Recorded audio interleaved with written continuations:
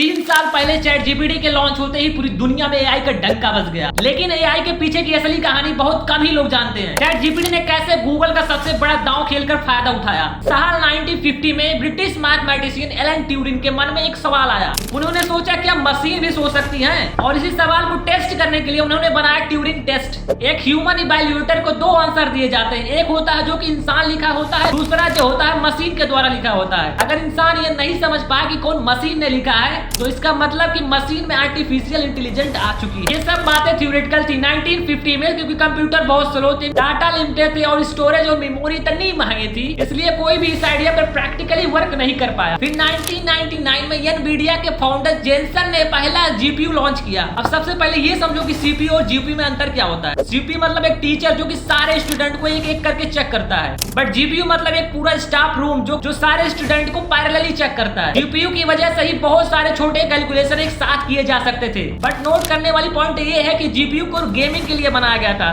तभी रिसर्चर सोचते हैं कि इसको हम एआई के लिए भी यूज कर सकते हैं। अर्ली 2000 के बाद जब एकेडमिक लैब्स ने जीपीयू को यूज करना शुरू कर दिया, फिर आया डीप लर्निंग फ्रेमवर्क। लेकिन असली गेम चेंजर अभी बाकी था। 2012 के बाद पहला ब्रेक थ्रू आया, एक न्यूरल नेटवर्क मॉडल एलेक्सनेट, जिसे जीपीयू पर ट्रेन किया गया था। रिजल्ट इमेज रिकॉग्नाइजेशन ने सारे मेथड को क्रश कर दिया। लेकिन इससे भी बड़ा ब्रेक थ्रू 2017 में आया। गूगल का एक रिसर्च पेपर जब आया पहली बार, नाम था tension is all you need. इस पेपर ने इंट्रोड्यूस किया ट्रांसफॉर्म आर्किटेक्चर। यही technology chat GPT, Gemini, Claude, Grok जैसे सारे मॉडल्स में यूज हो रहे हैं। यही सबकी डायरेक्ट टेक्नोलॉजी है। और एआई बिजनेस से रिलेटेड चीजों को सीखने के लिए इस पेज को फॉलो कर लेना।